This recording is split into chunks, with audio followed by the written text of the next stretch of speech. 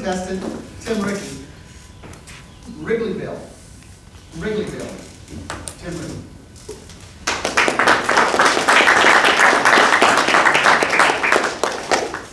How many of you have ever heard of Wrigleyville?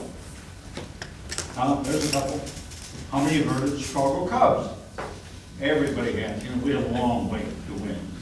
I grew up in a place called Wrigleyville. And I remember going down to the park as a little kid, shimmying underneath the gates on the west side, and going out with my brother, running around on an adventure all along the park, getting into tumblers that rolled up the tarps in the infield, and waiting for the groundskeepers to come in and roll that thing out, and we'd be bouncing around inside having a blast. That was our Disney World in those days.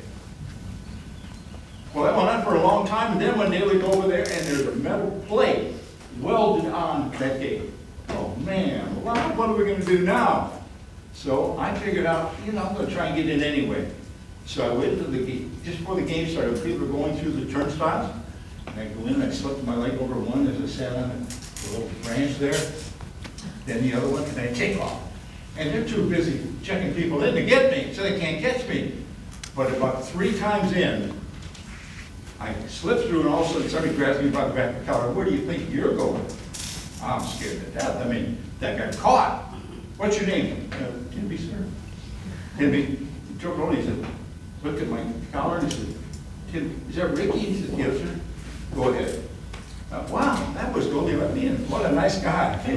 Well, see, what they thought was, Timmy Ricke was the grandson of Branch Ricke, the inventor of what you call the small leagues that all build the big teams.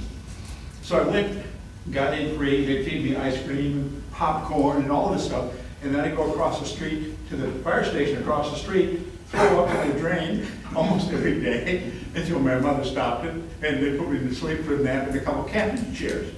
And it was really great that way. But there came a day when there was somebody coming to town that my brother said I had to see, because he was a new player to baseball in 1947, and he was supposed to be really something. And it was the Brooklyn Dodgers. Now, I knew who they were, but I said, really? Because I used to go after the game and wait for them to come out and give me their autograph. Everybody wants an autograph of a celebrity, right? So I'd wait there outside, waiting for them to come through. And everybody goes through, and I'm standing there all alone, and everybody else is left. And finally, this one guy comes out, and my brother said, you don't know his name, look for the number 42. So he comes out, he's in his uniform, and I see the 42 in the back. And I said, sir, can I have your autograph? He said, sure. And I said, see, and I actually have it right here. Still, I thought, boy, you can hardly see it anymore. It says, to Timmy from Jackie. His name was Jackie Robinson, number 42. This was his first year in playing Major League Baseball, and we all know about what's happened with him. Well, the assumption was, he said, tell your grandfather I said hello, because he thought that I was related to Jackie Robinson. And the interesting thing about that is that, was I or was not? So, a few years ago, I decided to do a DNA thing. Anybody done the DNA? And guess what?